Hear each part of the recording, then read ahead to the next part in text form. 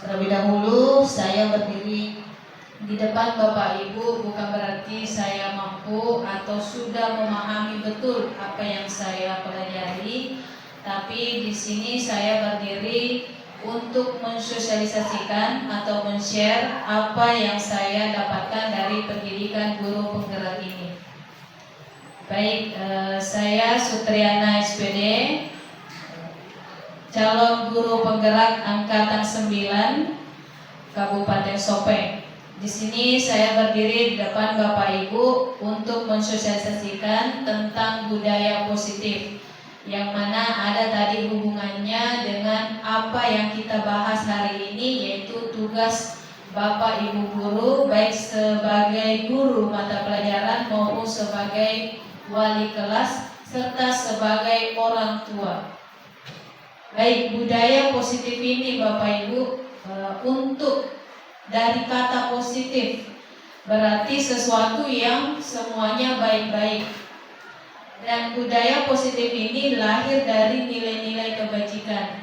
Nah, dari apa yang kita sebenarnya sudah lakukan selama ini, itu sudah muncul beberapa nilai kebajikan, tapi kita tidak tahu ini nilai apa.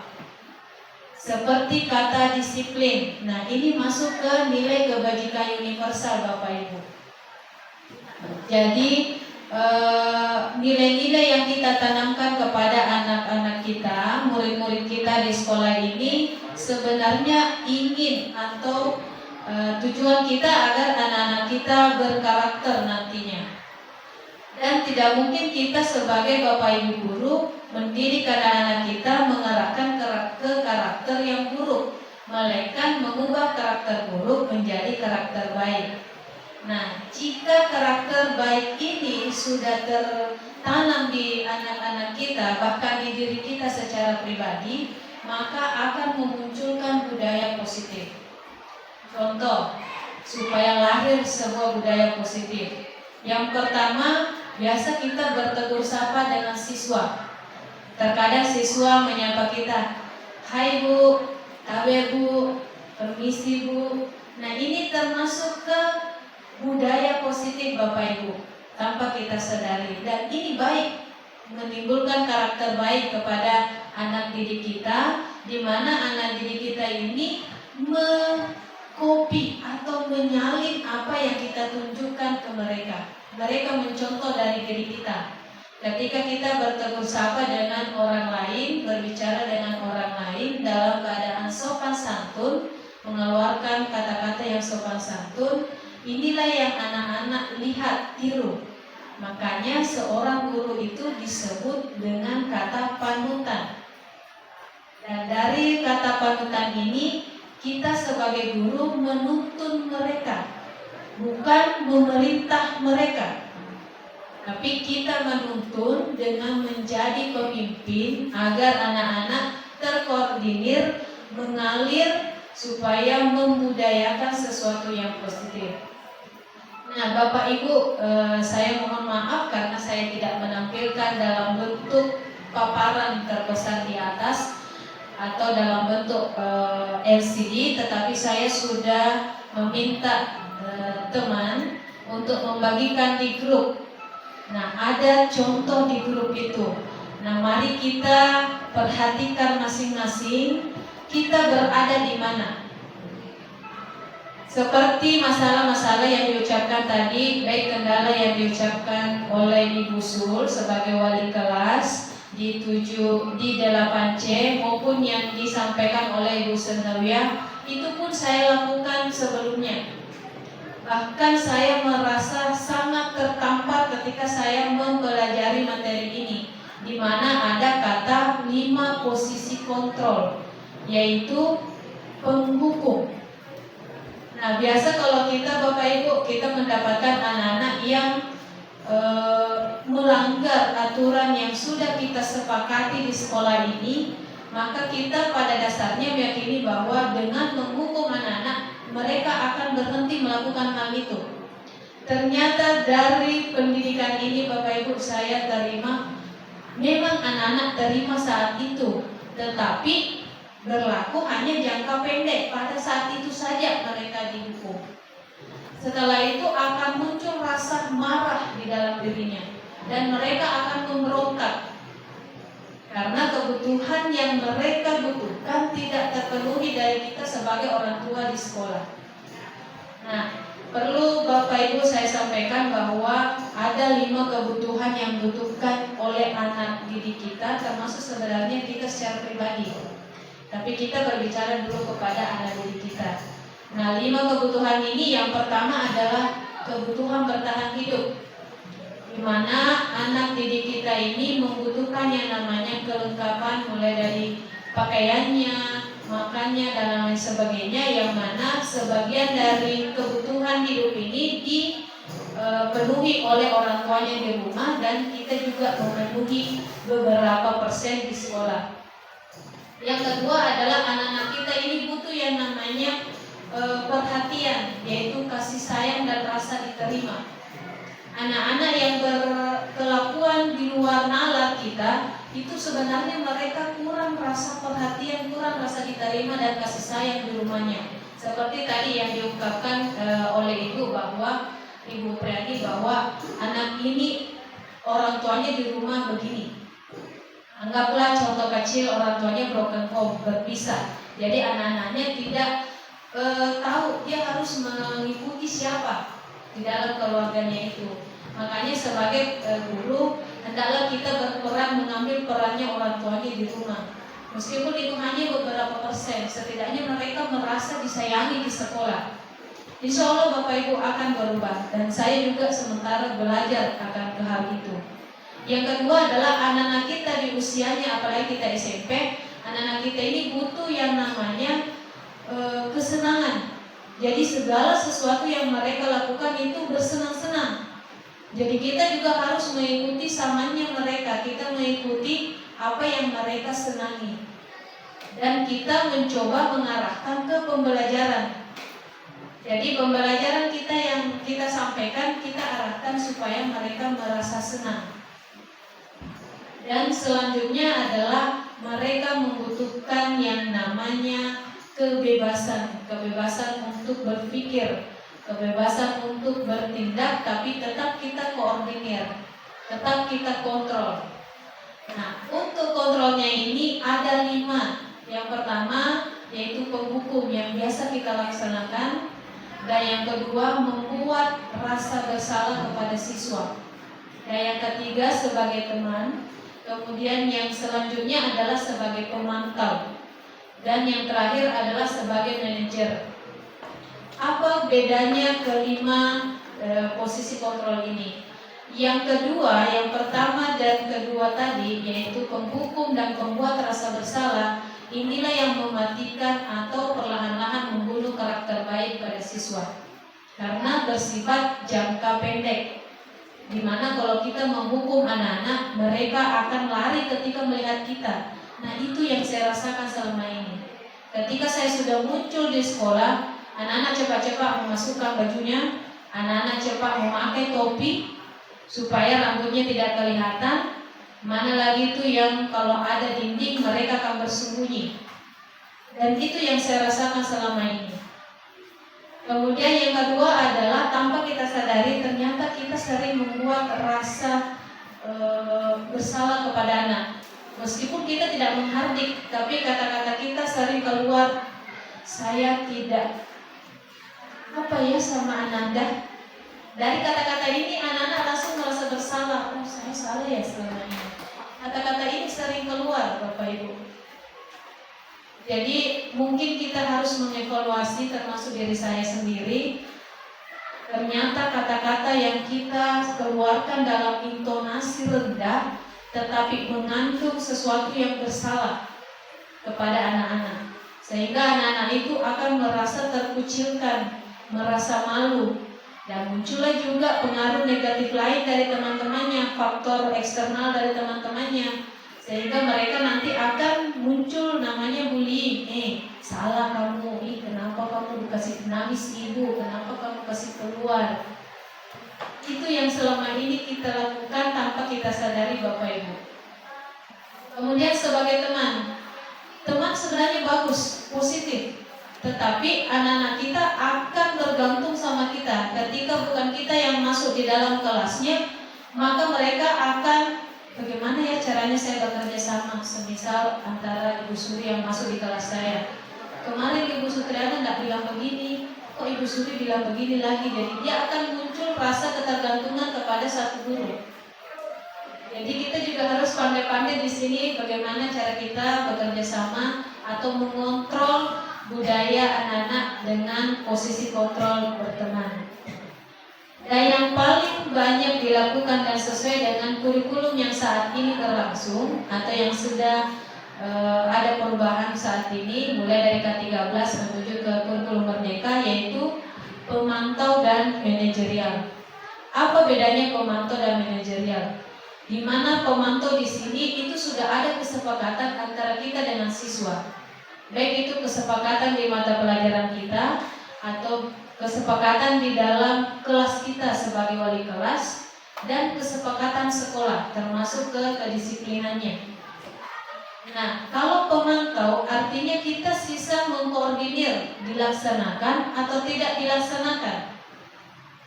Jadi kita sisa mengingatkan kepada siswa-siswa kita atau rekan-rekan kita yang kita sudah sepakati bersama sebagai Bapak Ibu guru atau antara guru dengan siswa bahwa kita sudah menyepakati hal ini sebelumnya. Termasuk yang pernah dulu disampaikan yang kita sepakati bahwa tadi yang sudah disampaikan Pak Kepala Sekolah, yaitu kalau kita tidak sempat masuk di kelas, kita menyampaikan boleh lewat daring atau pemberian tugas jika ada kegiatan lain. Nah, ini termasuk ke dalam kesepakatan Bapak Ibu. Ini masuk ke istilahnya kontrol pemantauan, tapi versi rekan sejawat. Jadi ketika ada teman-teman kita lihat, kamu mengajar di kelas mana Bapak Ibu? Jadi kita bisa mengatakan, oh ya sering lupa kasih tugas.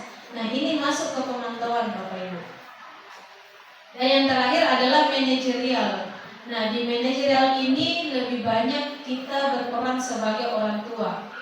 Kita tidak mematikan karakter anak-anak, kita tidak membuat merasa bersalah kepada anak-anak, tetapi kita membangun rasa percaya dirinya, sehingga nanti mereka menjadi mandiri. Jadi muncullah nilai-nilai kebajikan, mandiri, kreatif, dan bernalar kritis yang ada di dirinya. Dimana ketika kita sudah dapat seorang anak seperti tadi, anggaplah Herlangga, jika kita nanti menghadapi anak ini, kita konseling secara pribadi, kita sampaikan, kemudian kita tanya, kita kembalikan dulu identitasnya dia. Kemudian setelah mereka merasa nyaman dengan pertanyaan-pertanyaan kita, maka dia akan langsung menceritakan, meskipun itu hal negatif yang terjadi di rumahnya, secara naluriah itu seorang anak akan bercerita. Kenapa mereka bertindak seperti itu selama ini? Karena mereka tidak menemukan orang yang bisa mereka tempati untuk berkeluh kesah. Nah, kalau kita sebagai manajer, karena ini yang paling baik dari semuanya, nah kita membuat kepercayaan kepada anak-anak supaya mereka bisa berbicara dengan luas kepada kita. Setelah itu anak-anak akan menyadari kesalahannya. Nah, ketika anak-anak sudah menyadari kesalahannya, artinya kita memvalidasi apa yang mereka sudah lakukan. Sinilah kita menuntun anak-anak, kemudian mengkoordinir, mengembalikan apa sih sebenarnya yang anak-anak inginkan. Jadi kita arahkan lagi ke kebutuhannya yang tadi, yang 5 itu. Nah, setelah kita ketahui, barulah kita mengarahkan ke anak-anak untuk berpikir, apa nak yang bisa kamu lakukan, apa yang bisa kamu pertanggungjawabkan tanpa kita harus menghardik. Yang mana selama ini Bapak Ibu saya sering melakukan hal itu. Bahkan sering mengatakan, awas ya kamu. Ternyata hal ini sangat mematikan karakter. Dan inilah yang membuat anak-anak kita, bahkan mungkin diri kita secara pribadi, capek, muncul rasa penat di diri kita. Jadi untuk membangun budaya positif ini, kita harus mengetahui Bapak Ibu apa sih kebutuhan pribadi kita, kemudian apa kebutuhan anak-anak kita, dan kita hubungkan dengan materi yang kita ajarkan dan apa yang kita harapkan di tujuan pembelajaran kita. yang mana sebenarnya tujuan pembelajaran kita meskipun kurikulum apapun itu yang berlangsung, tujuannya hanya satu, yaitu agar seorang individu mendapatkan kebahagiaannya. Jika mereka sudah bahagia, otomatis tujuan dari apa yang kita sudah sampaikan, baik itu matematika, bahasa Indonesia, bahasa Inggris, itu sudah terangkum di dalamnya, karena mereka sudah bahagia di hidupnya. Tapi kalau anak-anak belum bahagia, berarti masih ada yang perlu kita perbaiki. Baik, itu yang sempat saya sampaikan Bapak Ibu. Jadi mari kita menjadi panutan yang baik kepada anak-anak didik kita. Kemudian meskipun kita sebagai manusia biasa, yang namanya emosi pasti akan muncul. Mari kita belajar mengontrol. Insya Allah jika saya nanti sudah masuk di modul selanjutnya, yaitu untuk posisi kontrol untuk emosi Bapak Ibu guru, insya Allah akan saya bagikan juga supaya kita sama-sama belajar. Dan untuk belajar seperti ini bukan berarti saya menggurui Bapak Ibu guru, tapi saya men-share apa yang saya pelajari. Dan jikalau saya melakukan atau melewati batas dalam bertindak, maka tolong Bapak Ibu menegur saya, sampaikan bahwa hal ini mungkin perlu diperbaiki, karena saya juga manusia biasa Bapak Ibu. Terima kasih. Assalamualaikum warahmatullahi wabarakatuh.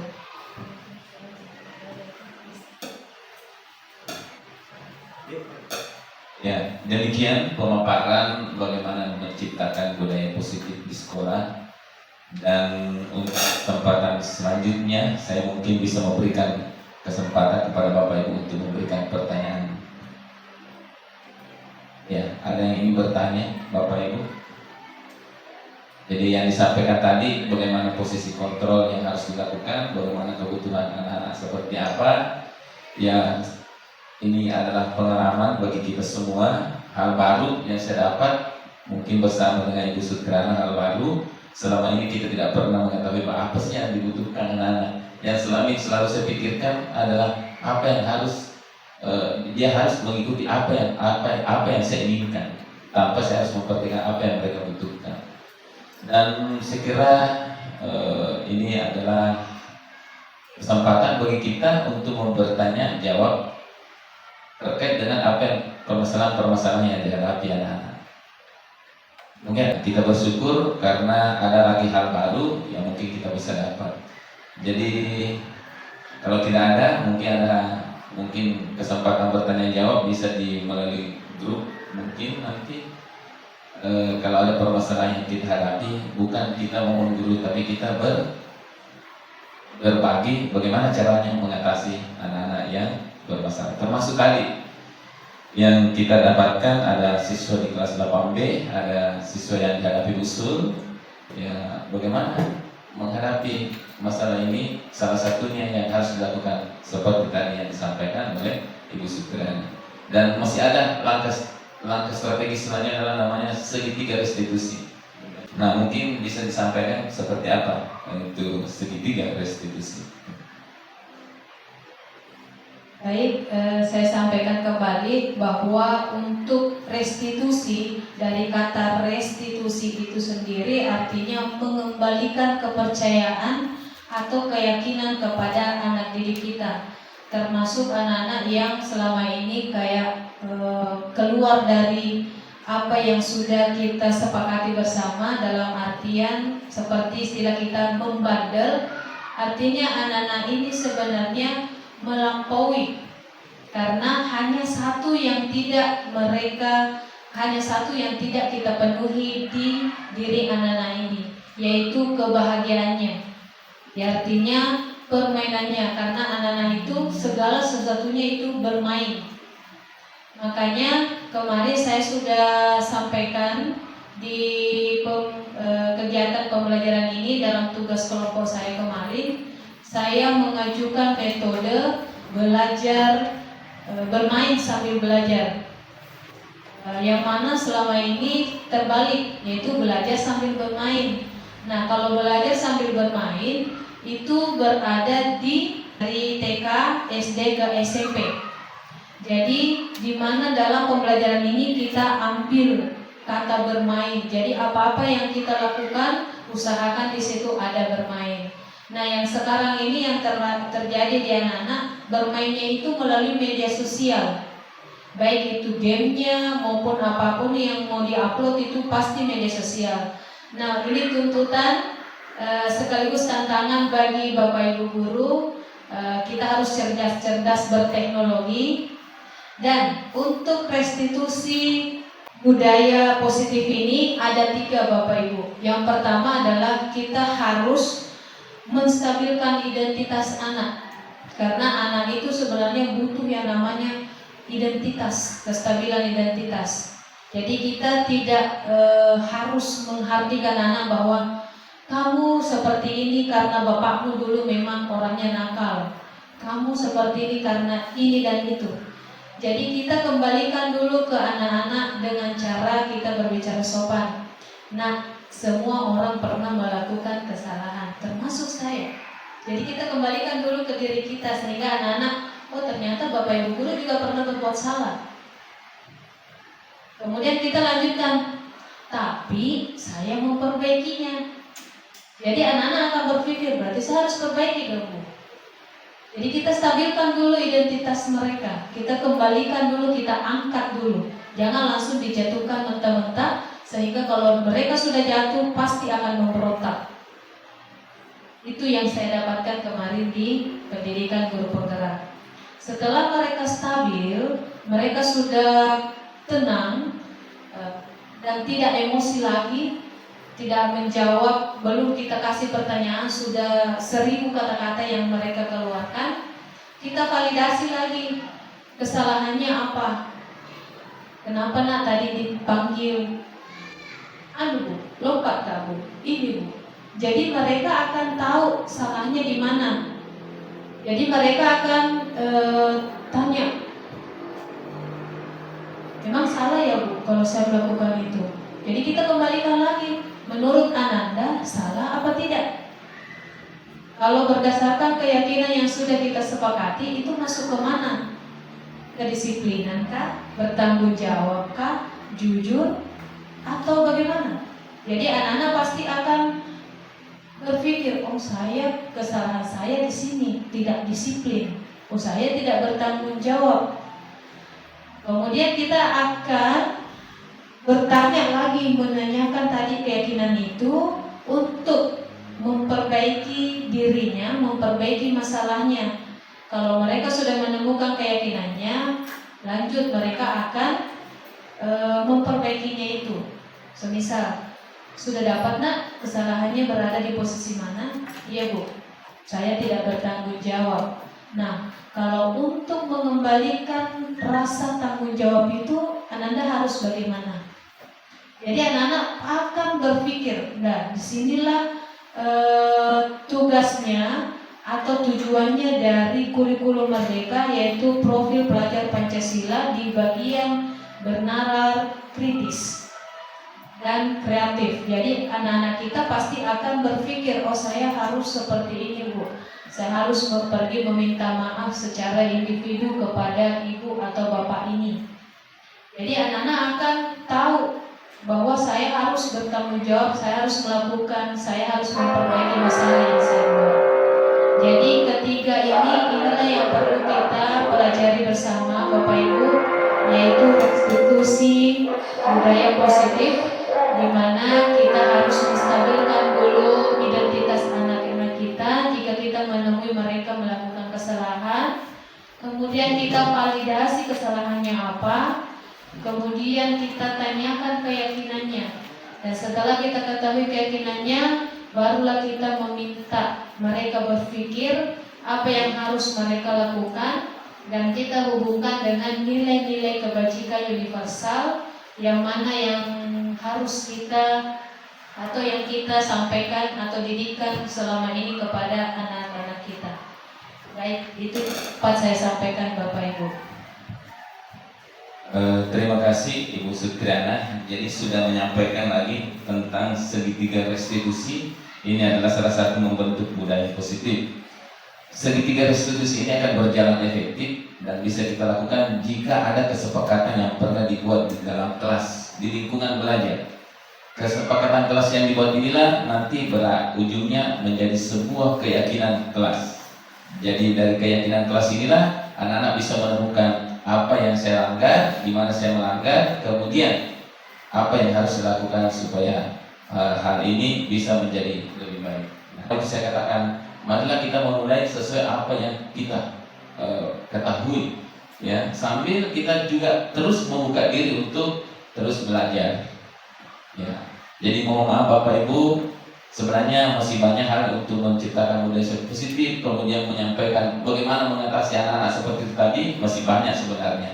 Ini baru awal, dan saya sebenarnya takut juga menggurui Bapak Ibu, ya, bukan. Kita sama-sama belajar.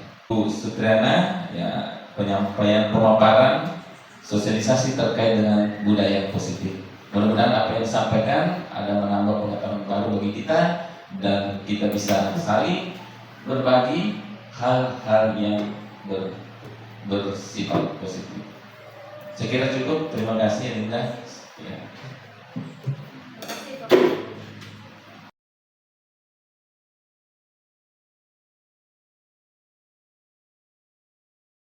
Assalamualaikum warahmatullahi wabarakatuh.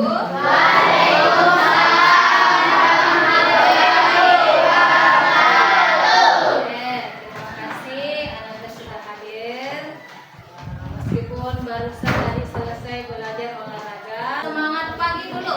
Nih, selamat pagi. Oke, terima kasih, masih semangat. Nah, Ananda yang akan saya sampaikan ada beberapa yang saya tuliskan di depan, yaitu ada peraturan kelas, ada kesepakatan kelas, dan ada kewajiban. Nah, arahnya ini ketiga-tiga ini akan membentuk yang namanya budaya positif. Apa itu budaya? Pernah enggak Ananda kalau misalnya setiap pagi langsung bangun, kemudian tanpa harus ini pokoknya kayak orang dikejar, begitu terus menjadi kebiasaan setiap hari. Nah, itu artinya budaya, ya, selalu dilakukan. Nah, positif itu artinya sesuatu yang baik. Berarti di sini sesuatu yang buruk akan dijadikan baik supaya jadi budaya positif bagi kita. Saya kasih contoh. Ada yang pernah enggak lompat pagar di sini? Tidak. Ada Bu? Lompat pagar. Ada enggak yang bawa motor? Pokoknya kalau misalnya ada temannya di depan jalan kaki, ya, pokoknya ngeng. Ada enggak yang begitu? Nah, ada. Oke, kemudian yang tadi yang lompat pagar, nih, lompat pagar ini sebenarnya budaya, tapi budaya yang negatif, bukan budaya yang positif. Kalau kita kan tidak ada latihannya, tidak ada latihannya. Mau coba-coba lompat pagar, pemikirannya, Bu, itu pagarnya kan cuma 1,5 meter, saya bisa lompati. Tadinya pikirannya bisa, sekalinya dicoba, apa yang terjadi? Tagalay, ya, tersangkut kakinya. Yang kedua, salah pijakan. Yang harusnya tadi dia di pemikirannya, otaknya, oh nanti kaki saya akan berpijak di tengah-tengah itu, baru tangan saya berpegang di atas, baru saya dorong. Sekalinya baru mau diangkat kakinya, kita sangkut kakinya satu.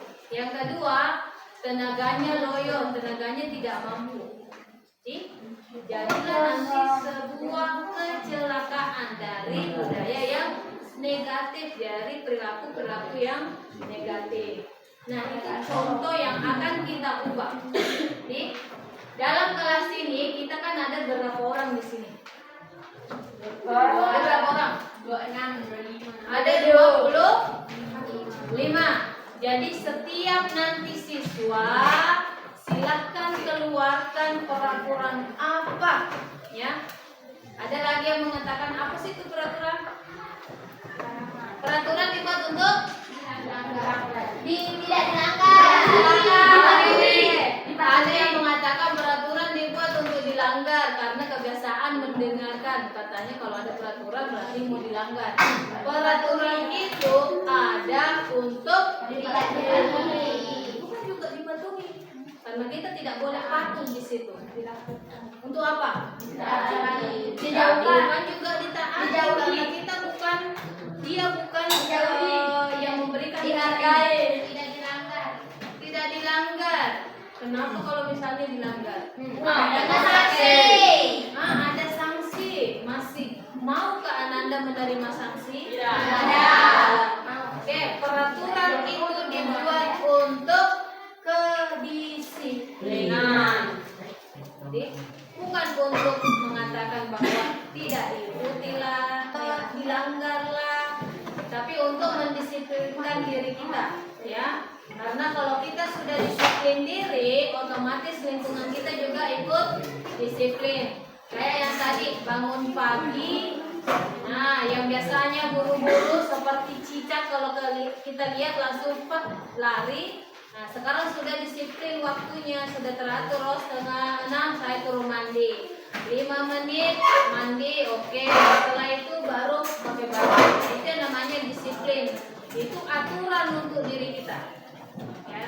Jadi peraturan itu muncul untuk kedisiplinan. Yang kedua, dari peraturan ini lahir kesepakatan yang akan menjadi sesuatu yang kita ikuti. Tadi kan peraturan untuk kedisiplinan. Sekarang kesepakatan kelas untuk dipatuhi, dijalankan. Nah, dari kesepakatan ini ada nilai-nilai yang mau kita bangun. Ya. Contoh, peraturan yang ada di sekolah kita sebelum kita masuk apa? Tidak terlambat. Atau ini tidak terlambat. Jamnya itu jam berapa? 7. Oke, 7:15. Karena 7:30 sudah masuk. Nah, apa kesepakatan kita? Kesepakatan kita berhubungan dengan kata tidak terlambat. Jadi datang tepat waktu. Datang tepat waktu. Kenapa kita harus datang tepat waktu? Nilai apa yang ingin kita bangun? Kedisiplinan. Ini berarti disiplin.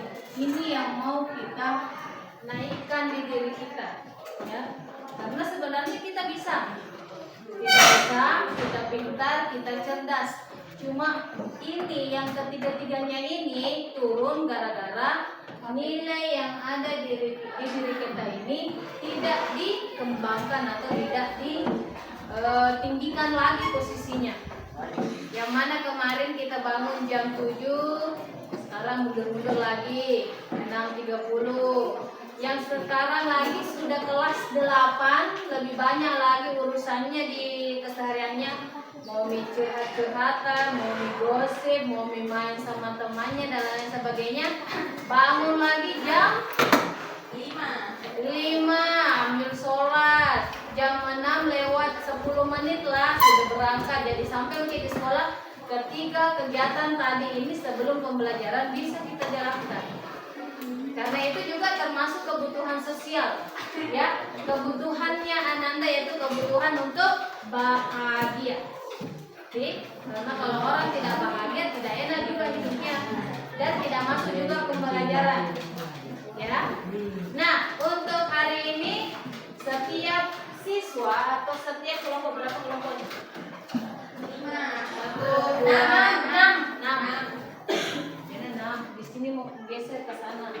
satu-satu ya, jangan sampai nanti tidak cukup di mau ditempel, ini juga geser ke sini. Dan di belakang. Oke, kalau sudah diambil satu-satu simpan di depan, nanti diganti. Nah, silakan peraturan apa yang telah Ananda ketahui yang berjalan di sekolah ini. Jangan banyak-banyak ya, satu lembar satu siswa.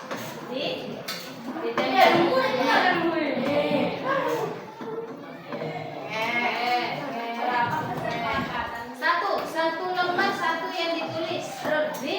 Nanti Ananda tempelkan di sini. Ya.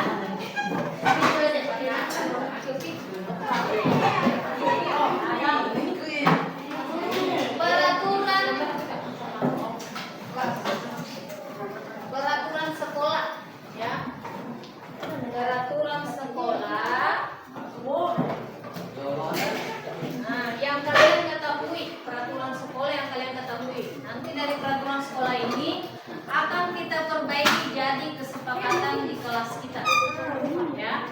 Karena kan banyak siswa, jadi nanti kita akan jadikan lebih rinci supaya nanti itu yang kita yakini ditulis, ya sudah. Oke, misalnya kayak harus memakai baju apa ke sekolah. Tadi kan sudah ada contohnya satu, datang 7.15. Kalau sudah silakan ditempel di atas, maju. Ayo ibu bro, biar telur deh bu.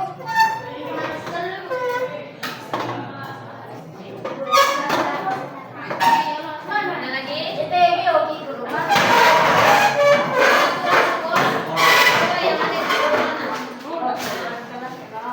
Pendek bu.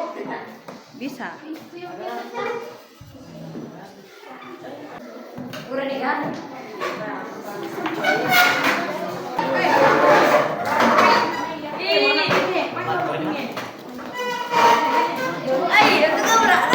Yang hari taruh nanti kan?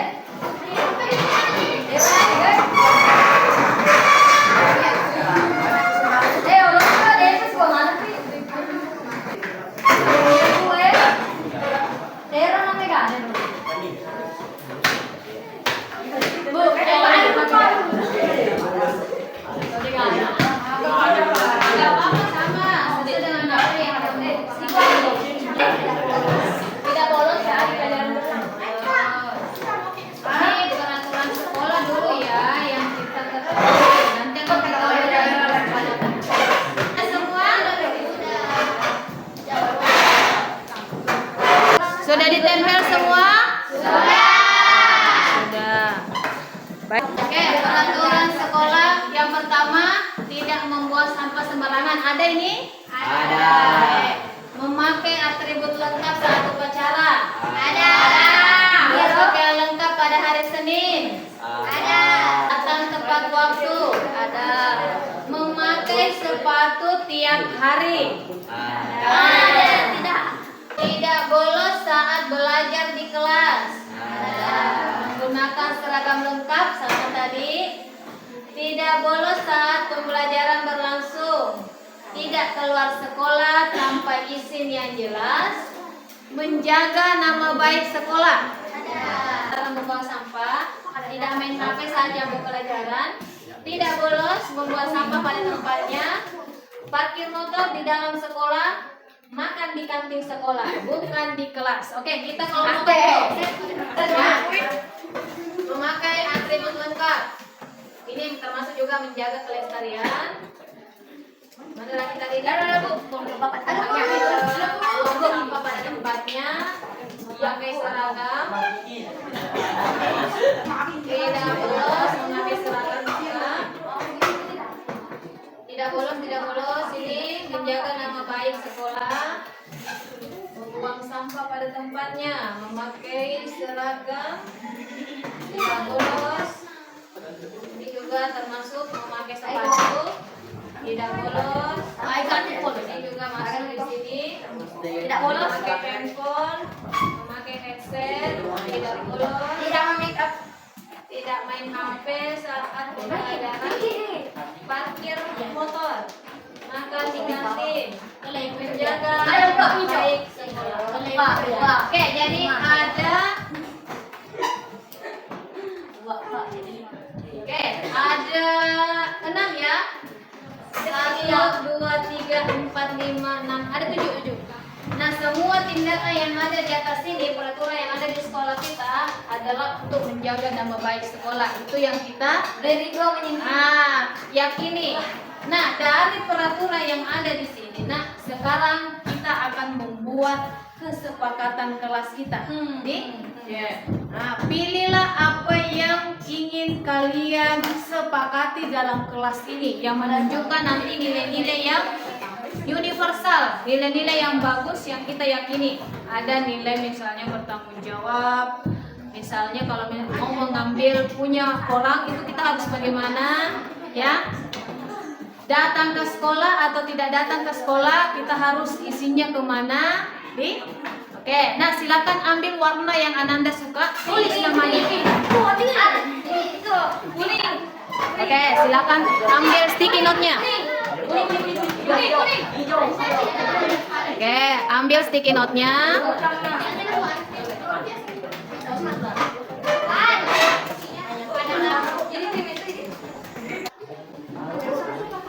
Kesepakatan kelas. Ya, kesepakatannya kelas tak. Jangan makan. Tidak mematahkan lidi-lidi. Boleh. Menurut Ananda, apa sih yang harus saya lakukan atau teman lain Jangan lakukan? makan di kelas. Banyaknya di kelas tak mau terbang. Tulis namanya ya di bawahnya nanti. Dari kesepakatan ini nanti yang Ananda tulis, inilah nanti yang akan menjadi ikon kelas kalian, menjadi sesuatu yang kalian akan budayakan, menjadi budaya yang baik.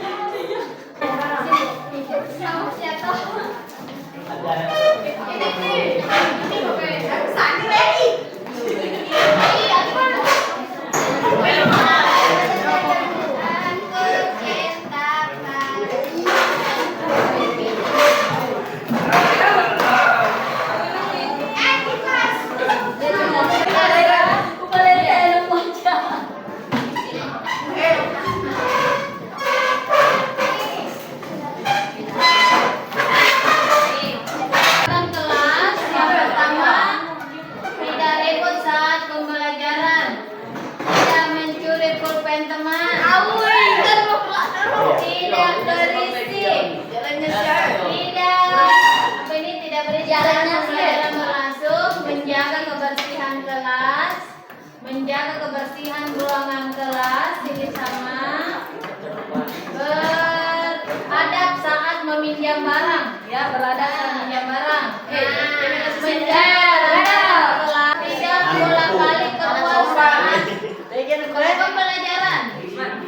Menjaga kebersihan kelas. Jangan makan di dalam kelas. Berdoa sebelum dan sesudah pembelajaran. Tidak boleh kepada teman, tapi harus izin ke wali kelas. Tidak boleh bermain game saat pembelajaran berlangsung. Tidak bermain HP saat pembelajaran berlangsung. Menjaga kebersihan ruang kelas, tidak bermain HP saat pembelajaran, sama membersihkan kelas setiap hari. Jangan membuang sampah di kelas, mengetuk pintu sebelum masuk. Oke, kita cek. Tidak ribut saat pembelajaran, itu nilai apa yang akan dicari di sini? Kalau kita tidak ribut berarti kita tidak mengganggu orang lain. Itu artinya kita kenapa ke orang? Saling menghargai. Ya, tidak ribut saat pembelajaran. Kemudian menjaga kebersihan kelas. Ini apa ini? Kebersihan. Tanggung jawab. Bertanggung jawab.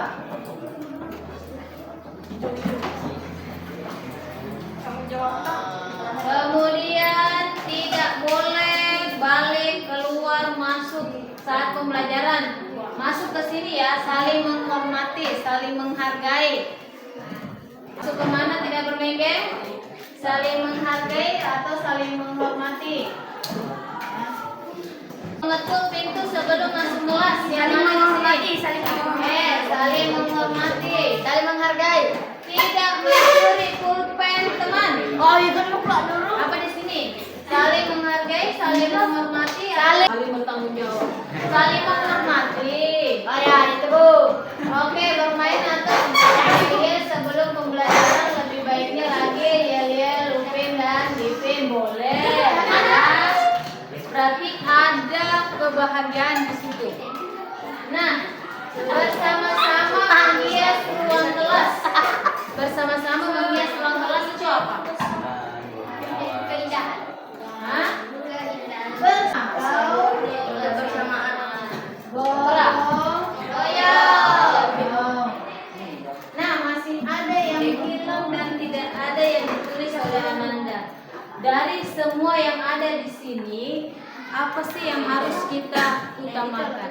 Kejujuran. Kejujuran. Tak berulang, Bro. Oke. Sekarang kita akan tempel, ya. Ini yang benar-benar bagus.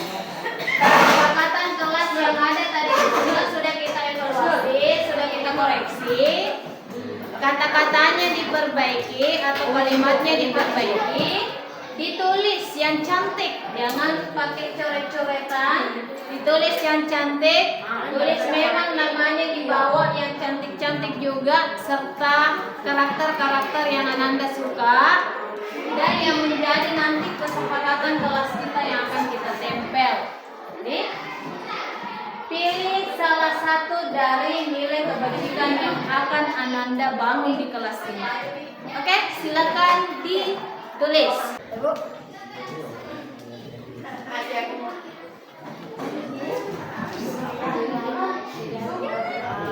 Ayo, kita. Tulis namanya di bawah. Oke, saya mulai dari kelompok sebelah kanan dulu ya, bentar ya, baru ke tengah, baru ke sini. Yang sudah silakan naik, silakan ditempel. Nah, ini nanti yang menjadi kesepakatan kelas itu. Oke, di atasnya. Oke, ya.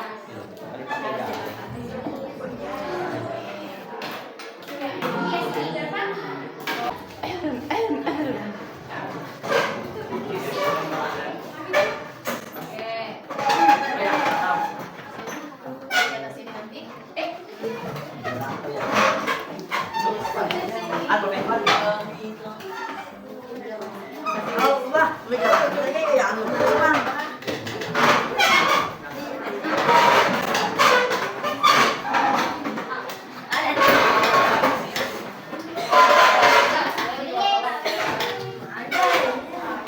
Lagi dan mau kedua.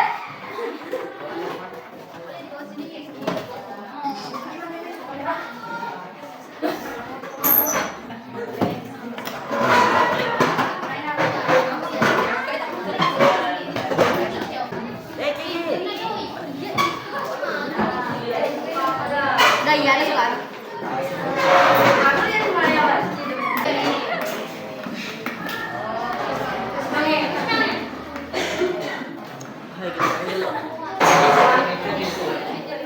Dari kesepakatan kita, meskipun banyak Naya, tapi kan dari beberapa yang ada di sini sebenarnya hampir sama semua, meskipun banyak siswa yang menulis.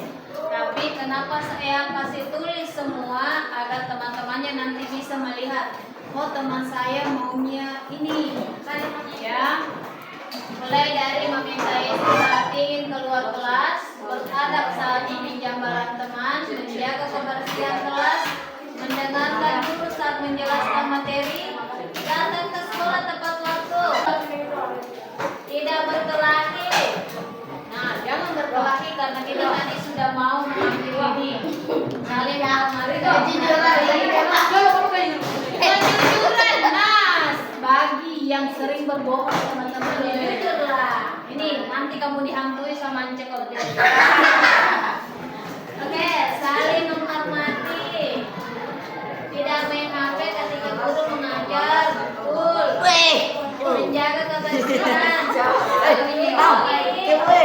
Mengambil mengajar kita. Gitu lalu Kalian sebelum pembelajaran pokoknya dia selalu mau kalau kelasnya ramai ya. Oke, jadi inilah tadi kesepakatan kelas kita ya. Tuh, semuanya. Di depan. Cek. Oh, tadi bisa. Cek.